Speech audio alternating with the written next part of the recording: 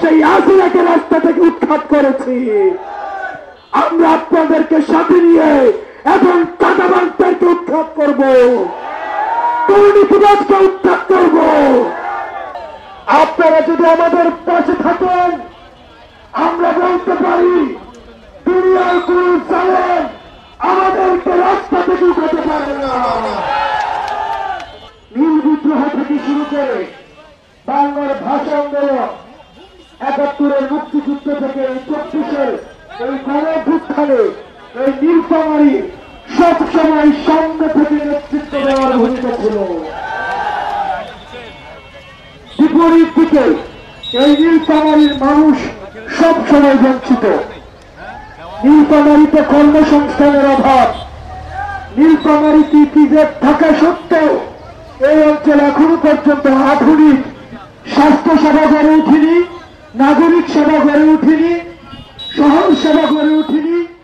এখানের মানুষ চিকিৎসা সেবা থেকে বঞ্চিত, কর্মসংস্থান থেকে বঞ্চিত, নাগরিক সুবিধা থেকে বঞ্চিত। আমাদের এই বিষয়গুলো নিয়ে আমাদের জাতীয় নাগরিক পার্টির সম্মানিত আহ্বায়ক নাহিদ ইসলাম কথা বলবেন। আমরা শুধুমাত্র আপনাদেরকে বলতে চাই, আমরা আপনাদের দোয়ার জন্য এসেছি, আমরা আপনাদের সমর্থনের জন্য এসেছি। আমরা চাই আপনারা আমাদের পাশে থেকে আমাদের হাতকে শক্তিশালী করবেন। বাংলাদেশের শক্তিশালী থার্মিক স্টিল বার ফেমাস স্টিল লিমিটেড। আপনারা যদি আমাদের পাশে থাকেন, আমরা বলতে পারি দুনিয়ার কোন জালেম আমাদেরকে রাস্তা থেকে উঠাতে পারে না। দুনিয়ার কোন জালেম